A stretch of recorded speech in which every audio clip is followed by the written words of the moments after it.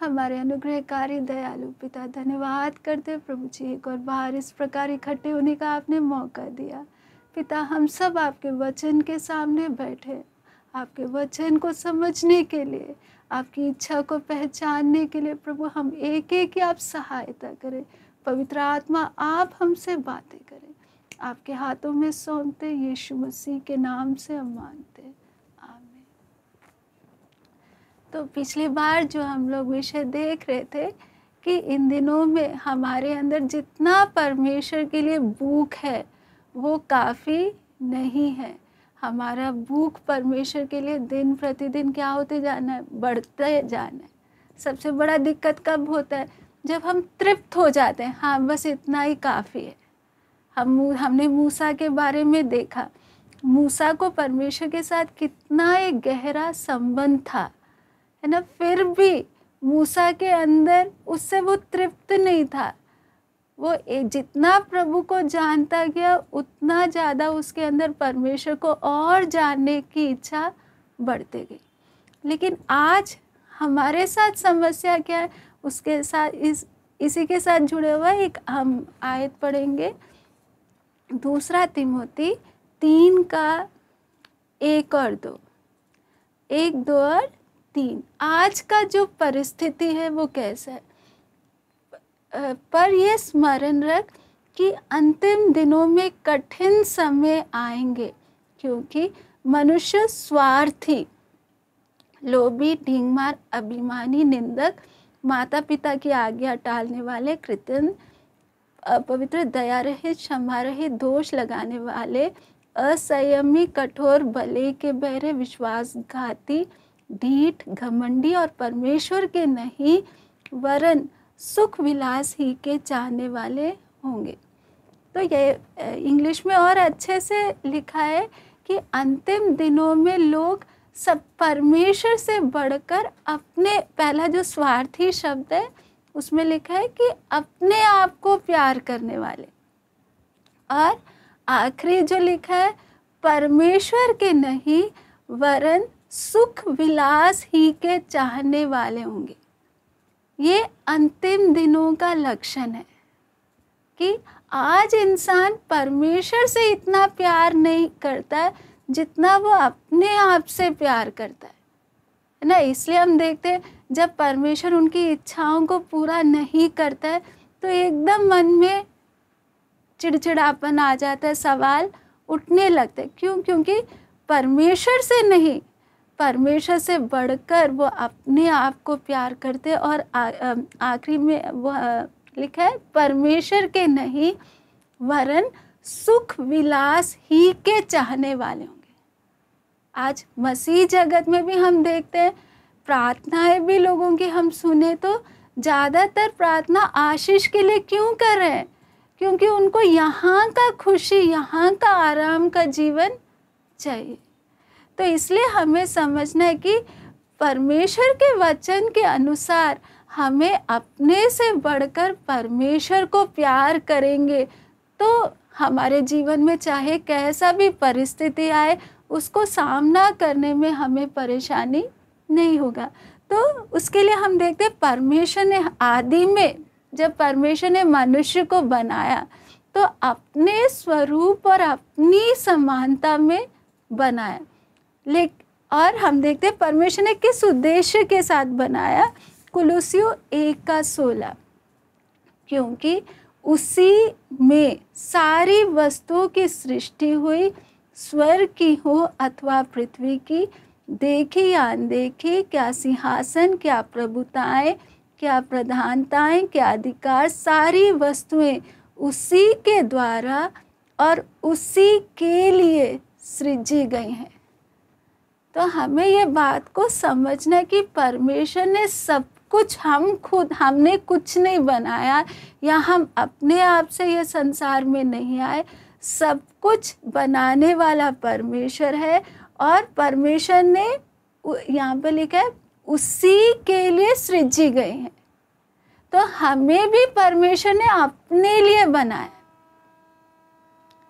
है ना। जैसे हम मनुष्य भी कुछ भी बनाते तो एक उद्देश्य के साथ बनाते हैं, छोटा सा भी कुछ बनाएंगे तो उसके पीछे उद्देश्य है कि हाँ इस काम के लिए मैं इस चीज़ को बना रहा हूँ। तो जब तक उस काम के लिए उस चीज़ को इस्तेमाल नहीं करेंगे तो वो उद्देश्य क्या नहीं होगा, पूरा नहीं होगा। जैसे झाड़ू किसके लिए, सफाई के लिए है ना, सजाने के लिए नहीं है, सफाई के लिए। एक एक चीज़, पंखा है तो हमें हवा देने के लिए। तो हम देखते फ्रिज के बारे में, मैंने किसी से सुना था कि पहले के समय में जब फ्रिज आदिवासी लोगों के पास उनका काला मिर्ची और इलायची के कारण खूब उन्होंने पैसा कमाया, तो वो पैसा से जब आ रहे थे तो पैसा रखने के लिए उनको कुछ चाहिए था, तो अलमारी देखा, लेकिन अलमारी से देखने में सुंदर फ्रिज है बाहरी तो उन्होंने सोचा कि नहीं फ्रिज ले लेते हैं क्योंकि अलमारी से देखने में ये अच्छा लग रहा है। तो उन्होंने फ्रिज खरीदा किसके लिए, और फ्रिज ले जाके पेड़ के ऊपर रखा क्योंकि नीचे तो रख नहीं सकते, उसके अंदर क्या रखने के लिए, पैसा रखने के लिए। तो बता, फ्रिज के अंदर ठीक है पैसा तो रख रहे हैं, लेकिन क्या फ्रिज का उद्देश्य तो नहीं पूरा हो रहा है, उसका अंदर का मोटर और बाकी सब का कोई ज़रूरत इस्तेमाल ही नहीं हो रहा है, खाली हाँ बाहर से देखने के लिए सुंदर है और इसके अंदर क्या रखा हुआ है, पैसा रखा हुआ है। इसी प्रकार आज हमें समझना है परमेश्वर ने हमें क्यों बनाया, अपने लिए बनाया, लेकिन हम लोग परमेश्वर को अपने लिए इस्तेमाल करना चाह रहे हैं, इसीलिए वो गड़बड़ या जीवन में क्या नहीं है, वो शांति नहीं है, हमेशा जो बेचैनी लगी रहती है ना। बहुत बार हम क्या सोचते हैं कि शायद मेरे जीवन में इतना समस्या है, इतनी जिम्मेवारियां हैं, इसलिए मेरे जीवन में क्या नहीं है, शांति नहीं है ना। कई बार हम अपने परेशानियों का दोष दूसरों पर भी डालते हैं कि हाँ उस व्यक्ति के कारण मेरे जीवन में शांति नहीं है, या अपने परिवार वालों के कारण मेरे जीवन में शांति नहीं है। लेकिन असली में शांति ना होने का कारण क्या है, मेरे को जिस उद्देश्य के लिए परमेश्वर ने बनाया है वो उद्देश्य शायद मेरे जीवन में जैसा पूरा होना है वो नहीं हो पा रहा है। परमेश्वर ने मुझे अपने लिए बनाया है, वो खाली जगह जो मेरे अंदर है परमेश्वर के लिए, आज मनुष्य उस खाली जगह को संसार की वस्तुओं से भरना चाह रहा है।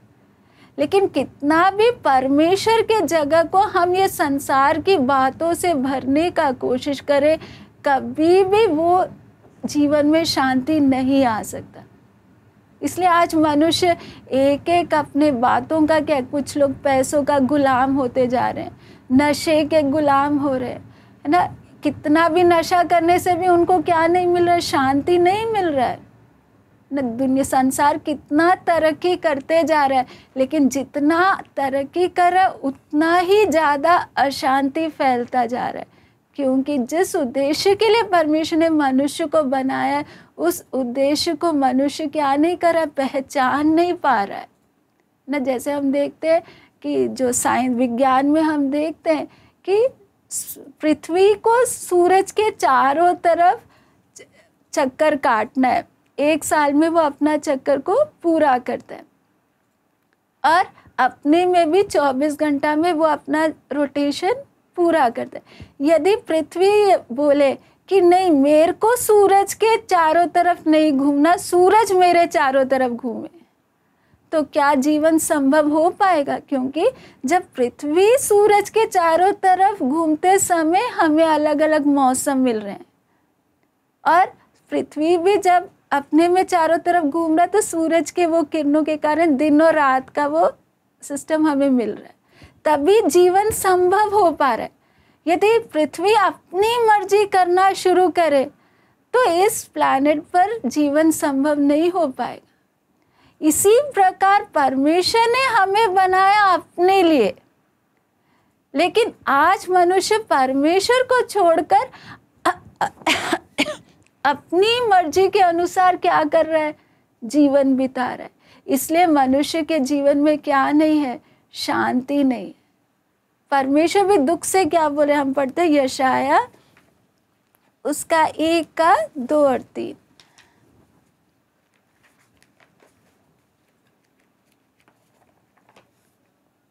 हमें समझना कि जब आदम ने और हवा ने वो फल खाया, हम लोग खाली ये बात पर ध्यान देते कि हाँ श्राप आ गया और अदन की वाटिका से बाहर निकाल दिया, लेकिन मनुष्य का सोच में कितना बड़ा परिवर्तन आया उस बात को कई बार हम ध्यान नहीं देते ना। परमेश्वर ने बनाया मनुष्य को अपने साथ संगति करने के लिए, लेकिन पाप आने के कारण मनुष्य का परमेश्वर के साथ का वो संगति खत्म हो गया और मनुष्य परमेश्वर का दुश्मन बन गया। मनुष्य का पहले परमेश्वर के साथ चलता था परमेश्वर की इच्छा के अनुसार, आज मनुष्य क्या चाहता है, मुझे अपना इच्छा पूरा करना है ना। और जहाँ मेरा इच्छा पूरा ना हो, मुझे परमेश्वर के प्रति वो गुस्सा और चिड़चिड़ापन आ जाता है। इसलिए हम देखते हैं यहाँ पर परमेश्वर क्या बोलते हैं, यशायाह 1:2-3, हे स्वर्ग सुन और हे पृथ्वी कान लगा, क्योंकि यहोवा कहता है, मैंने बाल बच्चों का पालन पोषण किया और उनको बढ़ाया भी, परंतु उन्होंने मुझसे बलवा किया। बैल तो अपने मालिक को और गधा अपने स्वामी की चरनी को पहचानता है, परंतु इज़राइल मुझे नहीं जानता, मेरा प्रजा विचार नहीं करती। तो परमेश्वर दुख से क्या बोल रहे, बैल और गधा भी अपने मालिक को पहचानते हैं, लेकिन आज मनुष्य की सोच कैसा है। मनुष्य अपने घमंड में अपनी इच्छाओं को पूरी करने के लिए वो अपना जीवन बिता रहा है। उसको परमेश्वर का खाली जब दुख तकलीफ आता है तब परमेश्वर की तरफ अपना ध्यान जाता है। इसके साथ हम पढ़ते हैं मत्ती 15:8।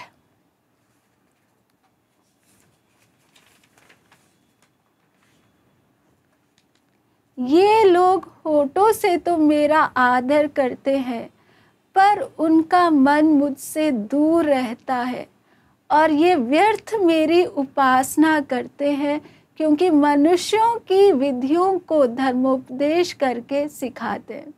तो यहाँ पर प्रभु यीशु मसीह क्या बोला, ये लोग होठों से तो मेरा आदर करते हैं, पर उनका मन मुझसे बहुत दूर रहता है। आज हम अपने दिल को ही जांच ले कि हमारी हालत कैसे है। आराधना तो कर रहे हैं, लेकिन क्या परमेश्वर के साथ वो नज़दीक आने का क्या हमारे अंदर भूख है? क्योंकि कई बार क्या होता है, जब समस्या आता है तब हम परमेश्वर को ज़्यादा याद करते हैं, लेकिन जब सब कुछ ठीक चलता है तब क्या मेरे को परमेश्वर के नज़दीक आने के लिए, परमेश्वर के साथ संगति करने का मेरे अंदर भूख कितना है ना। तो इसलिए परमेश्वर मेन चीज़ क्या देख रहा है, मेरे अंदर परमेश्वर के साथ संगति करने का कितना इच्छा है।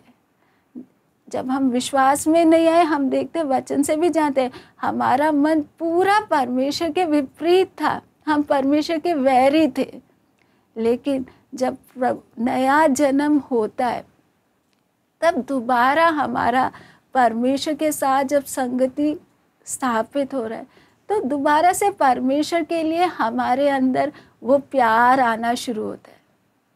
लेकिन वो एक शुरुआत खाली है। दिन प्रतिदिन हमारे अंदर परमेश्वर के साथ का वो संगति और प्यार बढ़ते जाना है। पहले हमारा गाड़ी उल्टा दिशा में जा रहा था कि हमें परमेश्वर से कोई लेना देना नहीं, जो मेरी इच्छाओं को पूरी कर दे उसी के पीछे हम जाने को तैयार थे।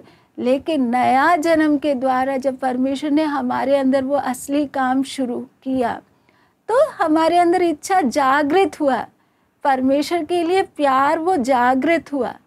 लेकिन वो थोड़े से वो प्यार या वो संगति से हमें तृप्त नहीं रहना है। हमें दिन प्रतिदिन हमारे अंदर इच्छा रहना है कि प्रभु परमेश्वर के साथ का वो संगति मेरा बढ़ते जाना है। क्योंकि मसीह जीवन बाकी धर्मों के समान नहीं है। बाकी धर्मों में रीति रिवाज है, लेकिन मसीह जीवन एक रीति रिवाज का जीवन नहीं, एक व्यक्तिगत रिश्ता है, और वो रिश्ता क्या होना है? गहरा होना है।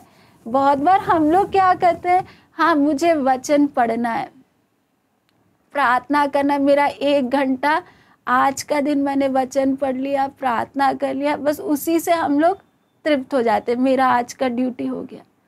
लेकिन मसीह जीवन ऐसा नहीं है कि हाँ मैंने कुछ कर लिया तो आज का पूरा हो गया। हर समय मुझे परमेश्वर के नज़दीक आते, प्रभु मेरा आपके साथ का संगति क्या होते जाना है? बढ़ते जाना है। हम देखते हैं परमेश्वर के वचन में भी लिखा है याकूब 5:4 में कि मेरे निकट आओ, मैं भी तुम्हारे निकट आऊंगा, है ना। जब तक हमारे अंदर वो इच्छा नहीं है परमेश्वर के निकट आने का, तो परमेश्वर भी जबरदस्ती हमारे निकट नहीं आएगा। लेकिन मैं एक कदम बढ़ाऊंगी तो परमेश्वर भी मेरे निकट आएगा। हमें परमेश्वर का वो आदत को पहचानना है। हम पढ़ते रोमियो में 1 अध्याय में, रोमियो 1 अध्याय 21 आयत में हम देखते हैं कि इस कारण कि परमेश्वर को जानने पर भी उन्होंने परमेश्वर के योग्य बड़ाई और धन्यवाद ना किया, परंतु व्यर्थ विचार करने लगे, यहाँ तक कि उनका निर्बुद्धि मन अंधेरा हो गया। वे अपने आप को बुद्धिमान जताकर मूर्ख बन गए और अविनाशी परमेश्वर की महिमा को नाशवान मनुष्य और पक्षियों और चौपायों और रेंगने वाले जंतुओं की मूरत के समान में बदल डाला। इस कारण परमेश्वर ने उन्हें उनके मन की अभिलाषाओं के अनुसार अशुद्धता के लिए छोड़ दिया। और इसी के साथ हम पढ़ते हैं कि 26वां, इसलिए परमेश्वर ने उन्हें नीच कामनाओं के वश में छोड़ दिया। इससे हम परमेश्वर का स्वभाव को हम समझना है कि परमेश्वर मेरे साथ और आपके साथ कभी जबरदस्ती नहीं करेगा, है ना। मुझे यदि संसार की इच्छाएं प्यारी हैं, है ना, तो परमेश्वर मुझे मेरे हाल पर छोड़ देगा। ठीक है, तो संसार की इच्छाओं के पीछे भागते रहे। जबरदस्ती हमारे हाथ से कुछ भी परमेश्वर छीनेगा नहीं, हमारे हाल पर हमें छोड़ देगा। लेकिन यदि मैं पहचानूं संसार की सारी चीज़ें मुझे मिल जाए, लेकिन वो थोड़े समय के लिए, क्योंकि मेरा यहाँ का जीवन केवल 60 साल या 70 साल के लिए, फिर मेरे को सब कुछ छोड़ना है। इसलिए पहले से मैं अपना मन को इन बातों से हटाकर मैं परमेश्वर की ओर लगाऊं। क्योंकि बहुत बार क्या है, हमारे दिमाग में चिंताएं, पैसा, घर, मकान, वही बातें चलती रहती है। लेकिन वो बातों को हमने मन बनाना कि मेरे को इन बातों पे ध्यान नहीं देना, मेरे को परमेश्वर की तरफ ध्यान देना है। क्योंकि परमेश्वर का आदत है मेरे को जबरदस्ती खींचेगा नहीं अपने पीछे। मुझे समझना है कि ये सब बातें थोड़े समय का है ना। इसलिए वचन में परमेश्वर क्या बोल रहा है, मेरे निकट आओ तो मैं तुम्हारे क्या आऊँगा, निकट आऊँगा। तो परमेश्वर के निकट आने के लिए, परमेश्वर का प्यार मेरे अंदर और आपके अंदर बढ़ने के लिए सबसे पहले हमें क्या करना है कि परमेश्वर ने अपने आप को अपने वचन के द्वारा प्रकट करके दिया। जितना हम परमेश्वर का वचन के द्वारा परमेश्वर के बारे में जानेंगे, परमेश्वर के स्वभाव को जानेंगे, उतना हमारे अंदर परमेश्वर के लिए वो प्यार अपने आप बढ़ता जाएगा। उसके लिए सबसे जरूरी है कि मैं वचन को ध्यान से पढूं। और वचन किस लिए पढूं? कुछ ज्ञान इकट्ठा करने के लिए नहीं कि कहाँ कौन सी घटना हुआ। हमारा वचन पढ़ने का एक ही उद्देश्य क्या होना है, मुझे परमेश्वर के स्वभाव को समझना है। क्योंकि परमेश्वर वचन में लिखा है कल, आज और युगान युग एक सा है। परमेश्वर कभी बदलता नहीं है। इसलिए हमें किसका स्वभाव जानना, परमेश्वर का स्वभाव समझना है। तो किसके द्वारा, जितना ज़्यादा हम वचन पढ़ेंगे और किस मन से, परमेश्वर, बाकी लोगों के बारे में जानने से बढ़कर मुझे परमेश्वर का वो आदत क्या है, परमेश्वर की दिल की इच्छा क्या है। प्रभु तो जब न्याय के सिंहासन के सामने खड़े होंगे तब परमेश्वर तो बोलेगा कि देखो मैंने तो अपने आप को क्या किया, प्रकट करके दिया है आपके हाथ में, लेकिन आपने उतना मेहनत नहीं किया कि मेरे बारे में यदि आपको इच्छा होती जानने का तो दिन रात जैसे समय मिले आपके अंदर भूख होता कि मुझे परमेश्वर को और जानना है, इसलिए मुझे और वचन के द्वारा परमेश्वर की आदतों को, परमेश्वर के प्यार के बारे में मुझे वचन के द्वारा समझना है। दूसरा, परमेश्वर के बारे में समझने के लिए हम पढ़ते इफिसियों 3 का 14 से 19। यहाँ पर पौलुस प्रार्थना कर रहा है, मैं इसी कारण उस पिता के सामने घुटने टेकता हूँ जिससे स्वर्ग और पृथ्वी पर हर एक घराने का नाम रखा जाता है, कि वह अपनी महिमा के धन के अनुसार तुम्हें यह दान दे कि तुम उसके आत्मा से अपनी भीतरी मनुष्यत्व में सामर्थ पाकर बलवंत होते जाओ, और विश्वास के द्वारा मसीह तुम्हारे हृदय में बसे, कि तुम प्रेम में जड़ पकड़कर और नींव डालकर सब पवित्र लोगों के साथ भली भांति समझने की शक्ति पाओ कि उसकी चौड़ाई और लंबाई, ऊंचाई और गहराई कितनी है, और मसीह के उस प्रेम को जान सको जो ज्ञान से परे है, कि तुम परमेश्वर की सारी भरपूरी तक परिपूर्ण हो जाओ। तो यहाँ पर प्रभु का दास पौलुस क्या बोल रहा है कि मैं इस कारण उस पिता के सामने घुटने टेकता हूँ। विश्वासियों के लिए पौलुस क्या कर रहा है, प्रार्थना कर रहा है कि वह अपने महिमा के धन के अनुसार तुम्हें ये दान दे, है ना। तो यहाँ पर पौलुस को मालूम है अपने आप से हम परमेश्वर, अपनी ताकत से हम परमेश्वर के प्रेम की गहराई को समझ नहीं सकते।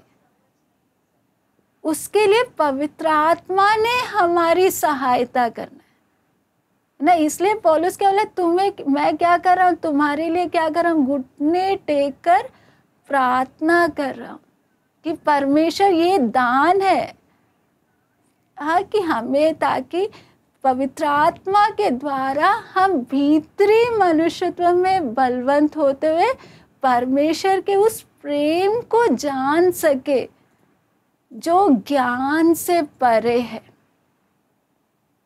परमेश्वर का प्रेम इतना गहरा है कि हम अपनी बुद्धि से कभी समझ नहीं पाएंगे, समुंदर के जैसा है। लेकिन वो समझने के लिए हम अपने आप से नहीं कर सकते। किसने हमारी मदद करना है, पवित्र आत्मा ने मदद करना है। क्योंकि हम देखते हैं यूहन्ना 15:9 में हम पढ़ते हैं, जैसा पिता ने मुझसे प्रेम रखा वैसे ही मैंने तुमसे प्रेम रखा, मेरे प्रेम में बने रहो, है ना। पिता ने प्रभु यीशु से कितना प्रेम रखा, क्योंकि पिता का प्रिय पुत्र था प्रभु यीशु मसीह। तो यहाँ पर क्या लिखा है, जैसे पिता ने मुझसे प्रेम रखा वैसा ही, उससे कम नहीं, हाँ, वैसा ही प्यार प्रभु ने किससे रखा, वैसा ही मैंने तुमसे प्रेम रखा और मेरे प्रेम में बने रहो। सोचो ये कितना एक गहरा प्रेम है ना। यूहन्ना 3:16 हम सब जानते हैं कि परमेश्वर ने जगत से ऐसा प्रेम रखा ऐसा शब्द का कितना गहराई है, हम बैठकर सोचने लगे तो कभी भी उस प्रेम को हम समझ नहीं पाएंगे अपने साधारण छोटे बुद्धि से। वो प्रेम इतना गहरा है। तो ये प्रेम का गहराई को हमें समझना है कि परमेश्वर ने मुझसे कितना प्यार किया। तो मुझे किसका सहायता चाहिए? पवित्र आत्मा का। पवित्र आत्मा ने मेरे आत्मा में प्रकट करके देना है। थोड़ा दिमाग में ज्ञान लेने से नहीं हो पाएगा, क्योंकि मेन मसीह जीवन का ताकत ही क्या? परमेश्वर का वो प्रेम। जितना प्रेम रहेगा, हमारे सामने कितनी भी पहाड़ जैसे मुसीबतें आए, हम आराम से उनको पार कर लेंगे। आज क्यों हम चिड़चिड़ाते हैं, क्यों शिकायत करते हैं? क्योंकि प्यार जैसे हमारे अंदर होना है वैसे प्यार नहीं है। इसलिए सबसे जरूरी है हमें परमेश्वर का वो, सबसे पहले परमेश्वर के स्वभाव को समझना। दूसरा, परमेश्वर की आत्मा ने परमेश्वर का वो गहरा प्यार को हमारी आत्मा में प्रकट करके देना। इसलिए पौलुस क्या बोल रहा है? मैं तुम्हारे लिए क्या कर रहा हूँ? प्रार्थना कर रहा हूँ कि परमेश्वर तुम्हें क्या दे? ये दान दे, ताकि तुम भीतरी मनुष्य में बलवंत होते हुए उस प्रेम को जो समझ से परे है, उस प्रेम को तुम जान सको। फिर तीसरी बात हम लोग देखते हैं मत्ती 5:8। ये हम लोग सब अच्छे से जानते हैं कि धन्य है वे जो मन के शुद्ध हैं, क्योंकि वे परमेश्वर को देखेंगे। इसके साथ साथ इब्रानियों 12:14, सबसे मेल मिलाप रखो और उस पवित्रता के खोजी हो जिसके बिना कोई प्रभु को कदापि ना देखेगा। तो तीसरी बात हमें ध्यान देना है, जितना मैं आप पवित्रता की खोजी बनूं, तो ही मैं परमेश्वर का वो सही दर्शन को प्राप्त करूंगी। मन में यदि मैं कुछ भी रख लूं और सोचूं मैं दिमाग से परमेश्वर का वचन पढ़ कर मैं परमेश्वर को जान सकूं, तो ज्ञान तो जरूर मिलेगा, लेकिन परमेश्वर के बारे में जो आत्मा में जो परमेश्वर को जिस प्रकार जानना है, हम नहीं जान पाएंगे। क्योंकि वचन में क्या लिखा है?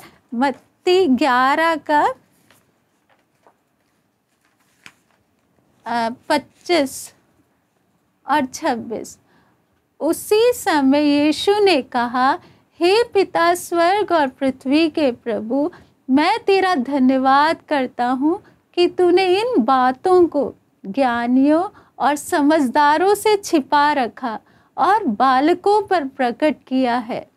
हाँ हे पिता, क्योंकि तुझे यही अच्छा लगा। तो यहाँ पर क्या लिखा है? परमेश्वर ने अपने बारे में जो प्रकाशन है, परमेश्वर कौन है? ज्ञानियों और समझदारों से क्या करके रखा? छिपा कर रखा और बालकों पर प्रकट किया, क्योंकि बालकों का मन शुद्ध होता है। तो इसलिए हमें अच्छे से समझना है, संसारी ज्ञान के द्वारा हम परमेश्वर को कभी नहीं जान सकते, है ना। इसलिए परमेश्वर को अच्छे से जानना है तो हमें अपना मन को शुद्ध करना पड़ेगा, क्योंकि पवित्र आत्मा ने प्रकट करके देना। तो इसलिए सबसे ज़्यादा ध्यान हमें किस बात पर देना है? संसार को जानने के लिए हम कुछ भी अपना दिमाग लगा सकते हैं, लेकिन परमेश्वर को तभी हम वो नज़दीकीपन को अनुभव कर पाएंगे जब हम अपने आप को पवित्र करते जाएं।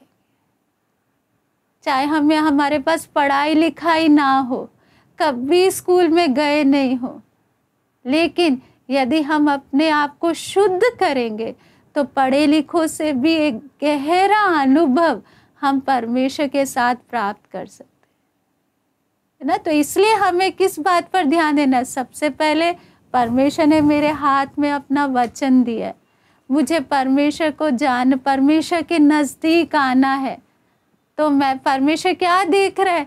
वचन को सीखने के लिए, परमेश्वर के बारे में जानने के लिए मेरे अंदर कितना भूख है।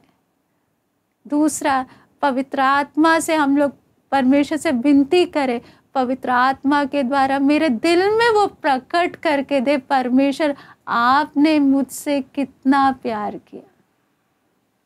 और तीसरा बात, हम अपने आप को शुद्ध करते जाए, तब परमेश्वर देखेगा इसको मेरे नज़दीक आने का मन है, तो परमेश्वर भी हमारे नज़दीक आएगा। और वो गहरा रिश्ता, एक एक महीना निकलते हमारा संबंध परमेश्वर के साथ गहरा होता जाएगा। फिर जब परमेश्वर का प्यार हमारे अंदर बढ़ता जाएगा, फिर पाप के ऊपर जय पाना कोई कठिन काम नहीं है। संसार के ऊपर जय पाना बिल्कुल भी मुश्किल नहीं है। अभी हम लोग बहुत बार क्या करते हैं, मुझे चिंता सता रही है, संसार की अलग अलग बातों में मैं बार बार गिर रही हूँ। क्यों? क्योंकि अंदर जैसे प्यार होना है वो प्यार नहीं है, इसलिए सारी बातों में हम लोग फंसते जाते हैं। लेकिन परमेश्वर का प्यार मेरे अंदर बढ़ता जाएगा, फिर मेरा ध्यान संसार में कोई कुछ भी करता रहे, किसी की बातों में मेरा मन जाएगा नहीं। आराम से मैं उन बातों पे जय पा सकती हूँ ना। कोई कुछ भी मेरे सामने भी खड़े होकर मुझे कुछ भी उल्टा सीधा बोले, मुझे परेशानी नहीं होगा, क्योंकि मेरे अंदर परमेश्वर का प्यार क्या हो रहा है? बढ़ता जा रहा है। मेरे को इंसान की बातों पे ध्यान नहीं है, मेरे को परमेश्वर के बातों पे ध्यान है। इसलिए हमारे सारे समस्या का हल क्या है? आत्मिक जीवन में जो हम बार बार जो गिरते उठते हैं, बार बार परमेश्वर से दूर होते हैं, है ना, और चिंताएं, अलग अलग बातों, सब बातों का एक ही हल है, मेरे अंदर परमेश्वर का वो प्यार बढ़ना है। फिर दुनिया की कोई ताकत हमें अपने तरफ खींच नहीं पाएगी। उसके लिए हमें 3 बातों पे ध्यान देना। एक, परमेश्वर ने जो अपना कीमती वचन मेरे हाथ में दिया है। दूसरा, कि मेरे को प्रार्थना करना टूटे मन से कि प्रभु अपने प्रेम को पूरा मुझ पर प्रकट कर।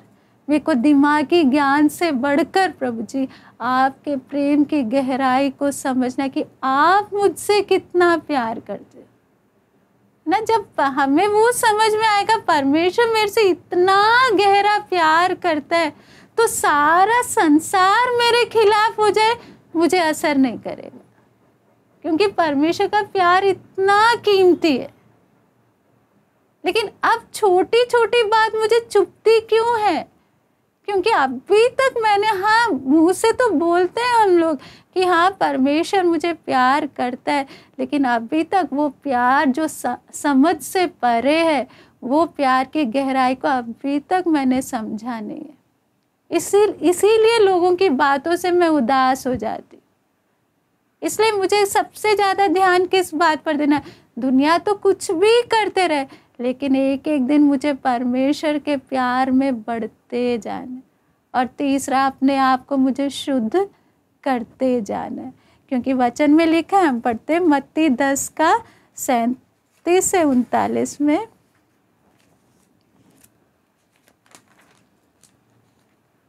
प्रभु यीशु, जो माता या पिता को मुझसे अधिक प्रिय जानता है वह मेरे योग्य नहीं, और जो बेटा या बेटी को मुझसे अधिक प्रिय जानता है वह मेरे योग्य नहीं, और जो अपना क्रूस लेकर मेरे पीछे ना चले वह मेरे योग्य नहीं, और जो अपना प्राण बचाता है वह उसे खोएगा, और जो मेरे कारण अपना प्राण खोता है वह उसे पाएगा ना। तो इसलिए प्रभु के साथ का वो संगति में हमें बढ़ते जाना है। तो सबसे ज़रूरी बात है दिन प्रतिदिन मेरा परमेश्वर के साथ का वो प्यार क्या होते जाना है?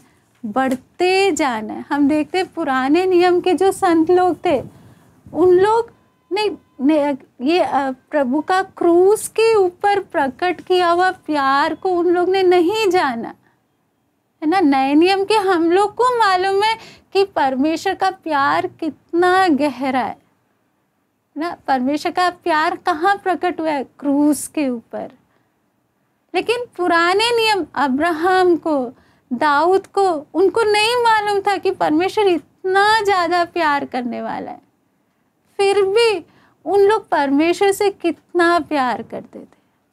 इसलिए पिछले बार हमने देखा दाऊद एक बड़ा राजा होने पर भी, उसके पास संसार का सब कुछ होने पर भी, दाऊद का अंदर का इच्छा, दाऊद क्या बोलता है भजन संगीता 27:4 में, एक बार मैंने परमेश्वर से मांगा है और उसी के यत्न में लगा रहूँगा ताकि मैं जीवन भर यहोवा की मनोरथा पर ध्यान लगाए रहूं। तो दाऊद बाकी चीज़ों पर भी अपना क्या लगा सकता है? ध्यान लगा सकता है। हम अपना और दाऊद का जीवन का तुलना करें। आज के समय में हम लोग परमेश्वर पर ध्यान कब लगाते हैं? जब कोई मुसीबत सिर पर खड़ी हो। लेकिन दाऊद का क्या है? उसका एक ही इच्छा है, मेरे को क्या करना है? परमेश्वर के भवन पर, परमेश्वर के मनोरथा पर मुझे क्या लगाना है? परमेश्वर कितना अच्छा है, उसी बात पर मेरे को अपना क्या लगाना है? ध्यान लगाना है। हाँ, हम देखते हैं भजन संगीता लिखने वालों के अंदर का उनका भूख कैसा था।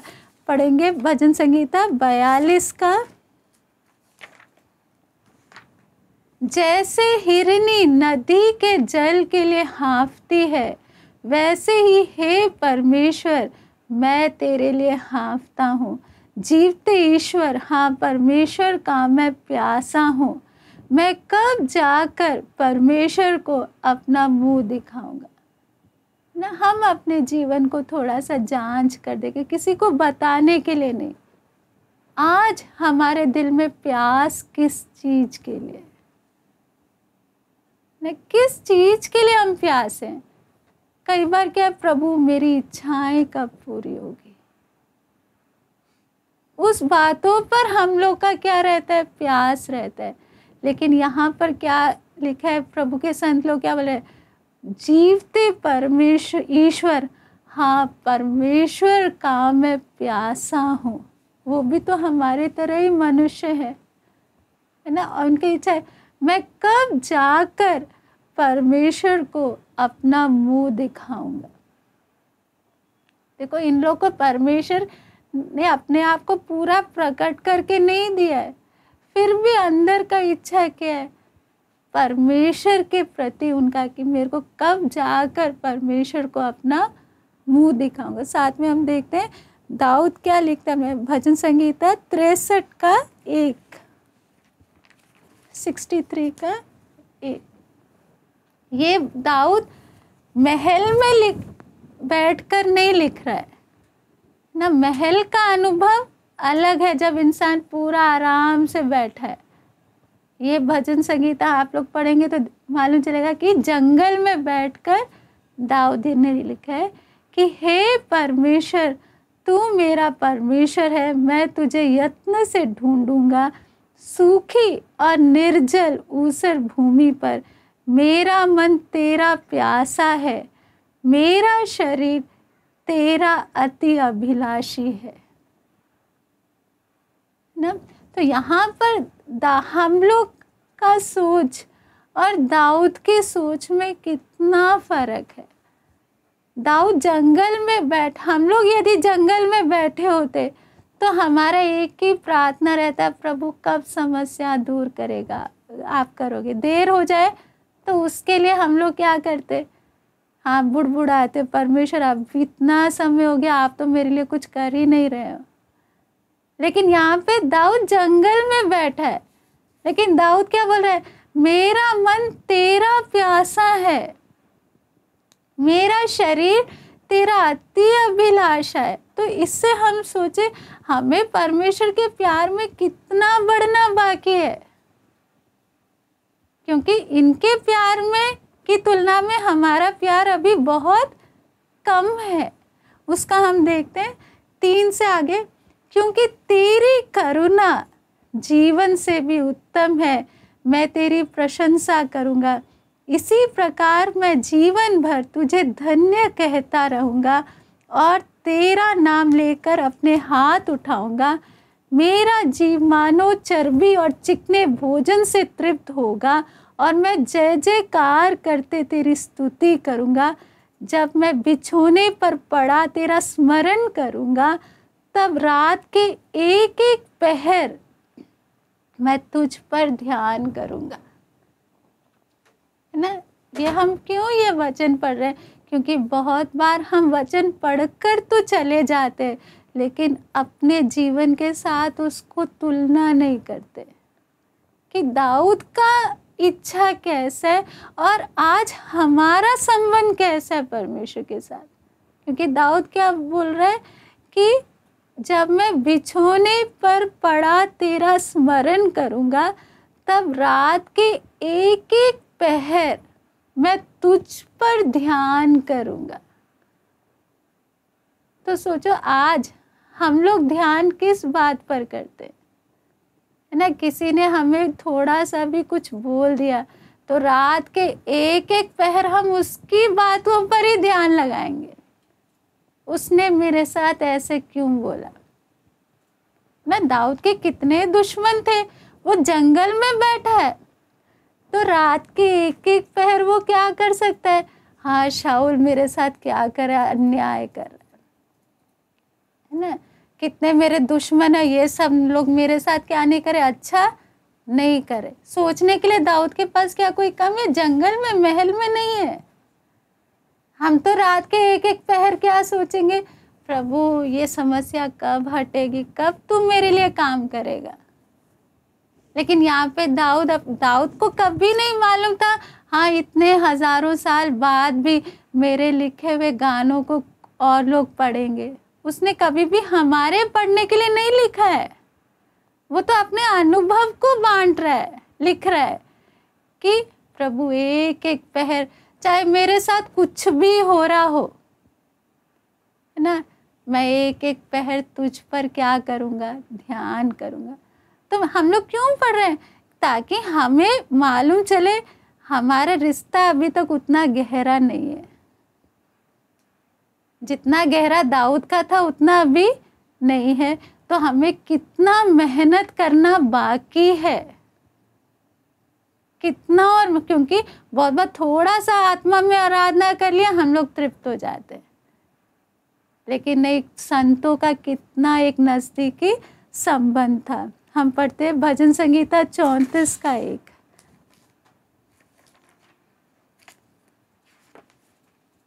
ये आप लोग सब जानते हैं इस भजन संगीता को कि दाऊद ने ये भजन संगीता कब लिखा? जब अभी शाऊल के डर के मारे वो दुश्मन के देश में है और जब उसको राजा अबीमेलेक के सामने ले गए, तो अपना जान बचाने के लिए दाऊद को एक पागल की तरह नाटक करना पड़ रहा है ना। हम सोचे हम ऐसे परिस्थिति में होते तो क्या करते? क्योंकि बहुत बार कुछ समस्या आता है ना, तो हम लोग क्या, मैंने बहुत लोगों के मुंह से मेरे को सुनना पड़ता है, दुख भी लगता है कि प्रभु इससे अच्छा था तू मुझे उठा ही लेता। लेकिन यहाँ पर हम समझना है कि दाऊद कहाँ पर है? दुश्मन के सामने है। उधर अपना जान बचाने के लिए क्या करना है? उसको एक पागल की तरह नाटक करके जब वो निकल कर आ रहा है, तब वो एक गाना लिख रहा है। वो भी क्या है? मैं हर समय यहोवा को धन्य कहा करूँगा, उसकी स्तुति निरंतर मेरे मुख से होते रहेगी। सोचो, एक अन्य भाषा नहीं बोलने वाला एक संत का अनुभव है कि क्या बोल रहा है? मैं हर समय यहोवा को धन्य कहा करूँगा। देखो, एक तो है कि आराम से बैठ के कोई लिख रहा है, वो हम समझ सकते हैं, लेकिन इतनी भयानक जहाँ पर उसका खुद जीवन खतरे में है ना, किसी को पागल करके नाटक करना कभी पसंद नहीं है। लेकिन अपना जान बचाने के लिए और कोई तरीका नहीं है।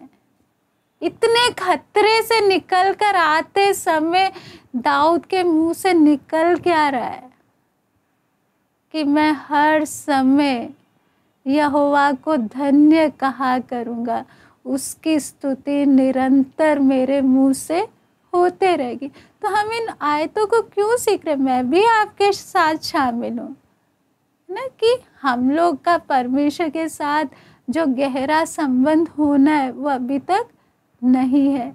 अब आगे दाऊद क्या वो 8वां आयत में हम देखते हैं, परख कर देखो कि यहोवा कैसा भला है। यदि यही वचन दाऊद कहाँ बैठ कर लिखता? महल में, सिंहासन में बैठ कर लिखता, तो हम बोलते हैं हाँ दाऊद, देखो अभी प्रभु ने तेरे सारे प्रार्थनाओं का क्या दे दिया, जवाब दे दिया, सिंहासन में बैठ कर लिख रहा है। लेकिन ये पूरा भजन संगीता लिखते समय कहाँ है, उसकी परिस्थिति क्या है, जान खतरे, तब भी वो क्या बोले, परख कर देखो यहोवा कैसा भला है। क्योंकि परमेश्वर को इतना नज़दीकी से वो जान लिया दाऊद ने ना। आगे हम देखते भजन संगीता 119 का 145 से 148।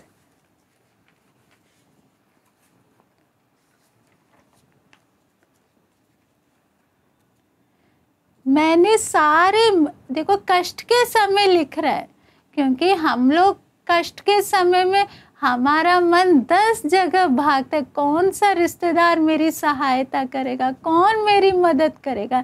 लेकिन यहाँ पर दाऊद अपना कष्ट के समय में मन किसकी ओर लगा रहा है?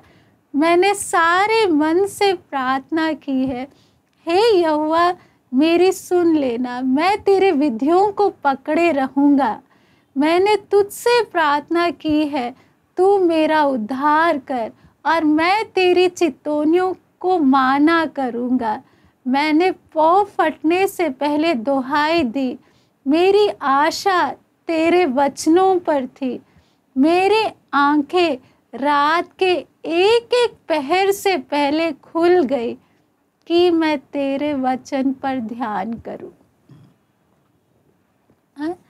तो दाऊद का हम देखते हैं कि दाऊद ये प्रभु यीशु मसीह की दुल्हन या कलीसिया में नहीं है, तब भी दाऊद का एक इतना गहरा प्रभु के साथ का संबंध और प्रभु के वचन के प्रति इतना उसको क्या मन लगा हुआ है।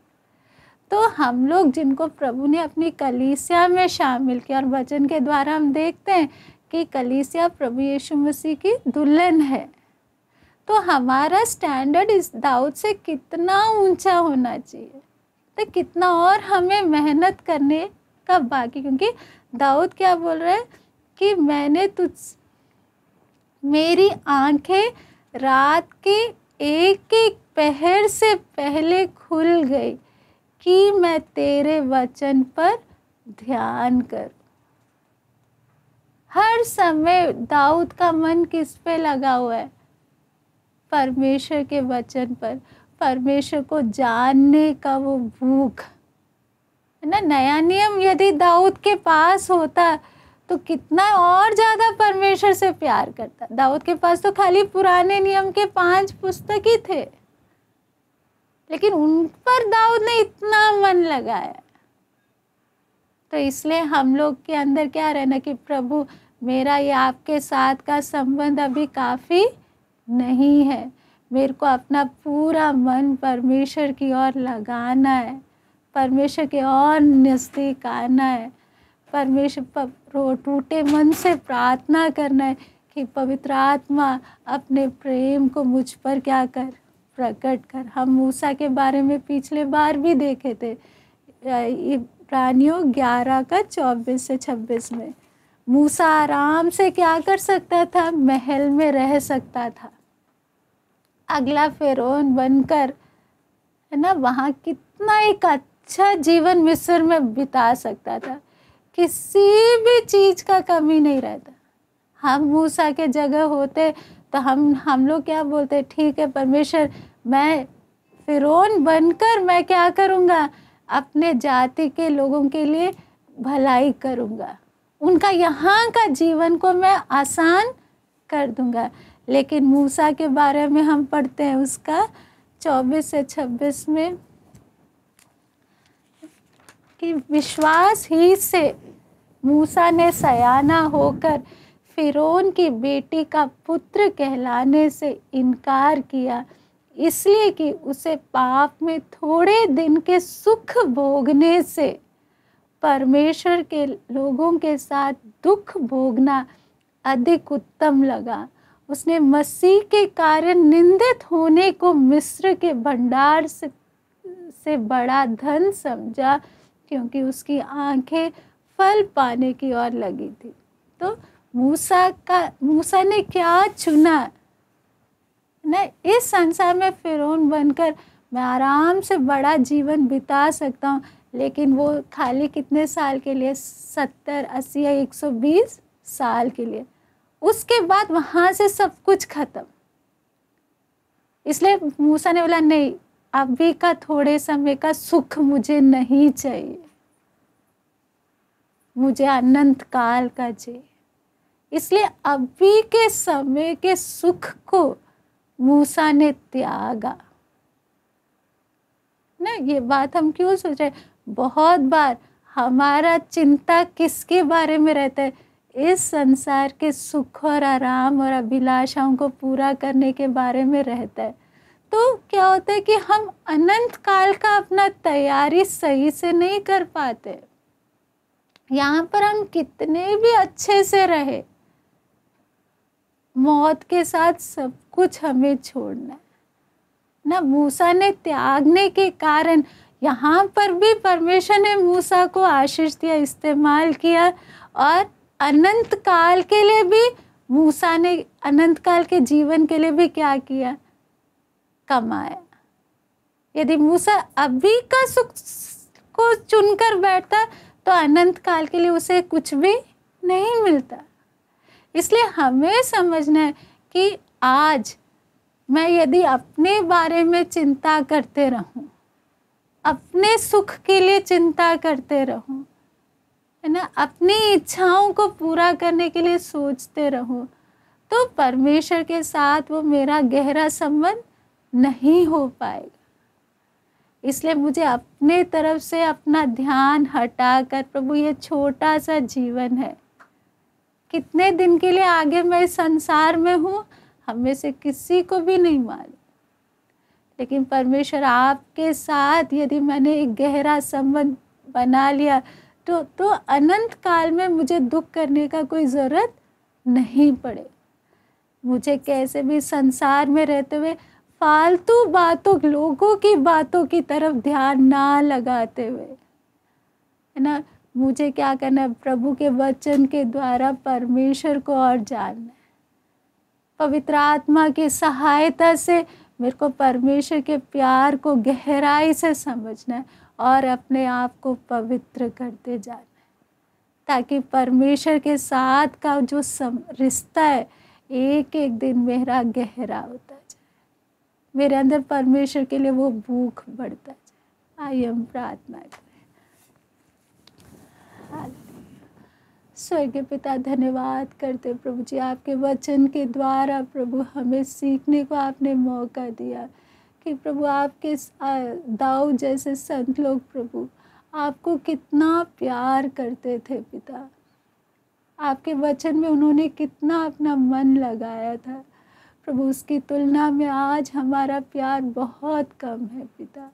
इन दिनों में प्रभु जी संसार से और अपनी इच्छाओं से अपने मन को हटाते हुए पिता आपकी ओर अपना मन लगाने के लिए और आपके और निकट आने के लिए हमें कि आप सहायता करें पिता। हमारा आत्मिक जीवन केवल एक रीति रिवाज का ना रहे, परंतु इस संसार में रहते हुए हमें एक प्रभु जी आपके साथ एक गहरे संबंध में आगे बढ़ सके। उसके लिए जो भी रुकावटें हैं प्रभु उनको पहचान कर प्रभु अपने जीवन से दूर करने के लिए आप सहायता करें पिता। आपके हाथों में हम अपने जीवन को सौंपते हुए यीशु मसीह के पवित्र नाम से हम मांगते हैं।